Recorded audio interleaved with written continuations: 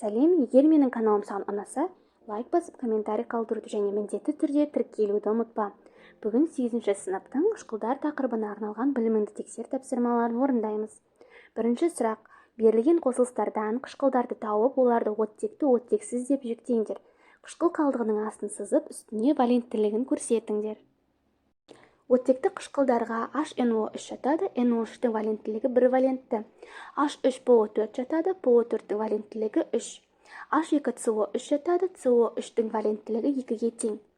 Келесі оттексіз қышқылдарға H хлор жатады, хлордың валенттілігі 1. H2S жатады, S-тің валенттілігі 2. H фтор жатады, фтордың валенттілігі 1. Екінші сұрақ: берілген қышқылдарға сәйкес келетін оксидтердің формулаларын жазыңдар. H2SO4-ке SO3 оксиді сәйкес келеді, H2SO3-ке SO2 оксиді сәйкес келеді, HNO3-ке N2O5 оксиді сәйкес келеді, HNO2-ге N2O3 оксиді сәйкес келеді, H3PO4-ке P2O5 оксиді сәйкес келеді, H2CO3-ке CO2 сәйкес келеді, H2 силициум O3-ке силициум O2 оксиді сәйкес келеді. Үшінші сұрақ: көмір, күкірт және күкіртті қышқылдардың құрылымдық формуласын жазыңдар. Ең алдымен H2CO3-тің құрылымдық формуласын жазайық. Бізде сутек 1 валентті, көміртек 4 валентті және оттек 2 валентті. Бізде сутектің 2 атомы, оттектің 3 атомы және де көміртектің 1 атомы бар. Ең алдымен сутектің 2 атомын жазамыз. Олар 1 валентті болғандықтан бір сызық шығарамыз, байланыс сызығы. Келесі оттекті шығарамыз. Оттекте 2 валентті болғандықтан екі жағынан 2 сызық, 2 байланыс сызығы тұрады. Келесі бізде көміртек, ол 4 валентті болғандықтан оның жанынан 4 байланыс сызығы болады, және де оттек бізде 2 валентті болғандықтан 2 осылай шығып тұрады. Келесі бізде H2SO4. Сутек бізде 1 валентті, күкірт бізде 6 валентті, және де оттек бізде 2 валентті. Ең алдымен сутектің 2 атомын жазып аламыз. Олар 1 валентті болғандықтан 1 байланыс сызығы, және де 2 оттек, олардың байланыс сызығы 2, өйткені 2 валентті.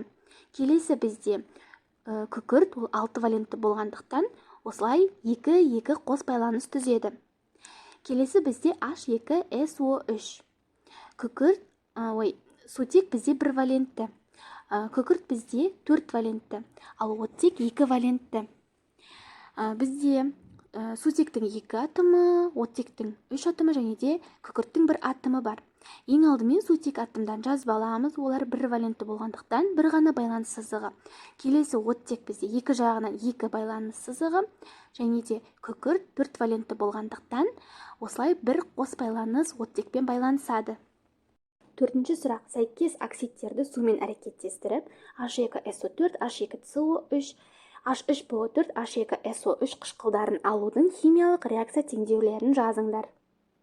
SO3 сумен әрекеттесіп H2SO4-ті құрайды, CO2 сумен әрекеттесіп H2CO3-ті құрайды, P2O5 H2O-мен әрекеттесіп H3PO4 құрайды.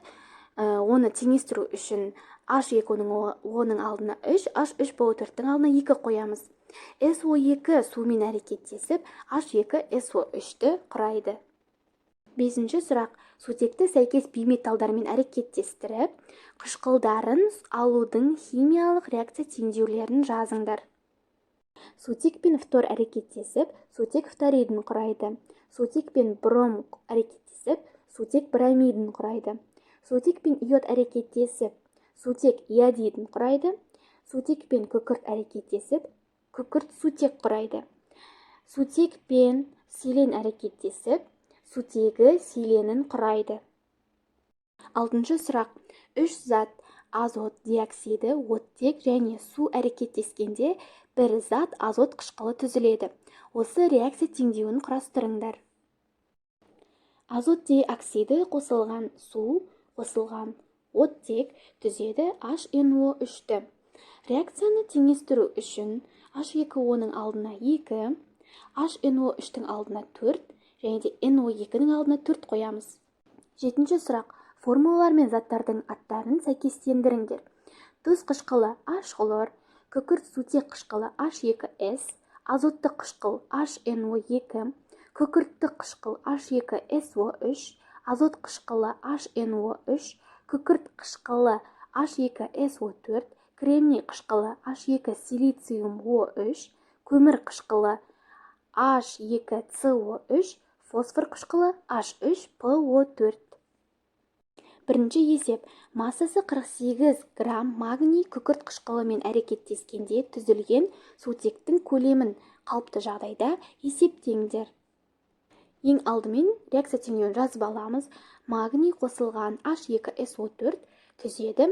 Магний SO4 қосылған H2. Бізде H2X литр табуымыз керек. Қалыпты жағдайда ол 22,4 литр болады. Магний біз есептің берілгенде бар 48 грамм, ал оның молярлы массасы 24 граммға тең. Осы жерден X-ті табу үшін пропорция құрамыз. 48-ді 22,4-ге көбейтіп, 24-ге бөлеміз. Нәтижесінде бізде 44,8 литр шығады. Есептің жауабы сутектің көлемі 44,8 литрге тең. Екінші есеп. Натрий гидроксидінің ерітіндісіне көлемі 44,8 литр қалыпты жағдайдағы көмір қышқыл газы сіңірілді. Түзілген натрий карбонатының массасын есептеңдер. Ең алдымен реакция теңдеуін жазамыз. Натрий OH қосылған CO2 түзеді. Натрий 2CO3 қосылған H2O. Реакцияны теңестіру үшін натрий OH-ның алдына 2 қоямыз. Бізде натрий 2CO3 табу керек, ол X грамм, молярлы массасы 106 граммға тең. Ал CO2 бізде есептің берілгенде 44,8 литрге тең, және қалыпты жағдайда мольдік көлем 22,4 литрге тең. Осы жерден X-ті табу үшін 44,8-ді 106-ға көбейтіп, 22,4-ге бөлеміз. Нәтижесінде бізге 212 грамм шығады. Есептің жауабы натрий 2CO3-дің массасы 212 граммға тең.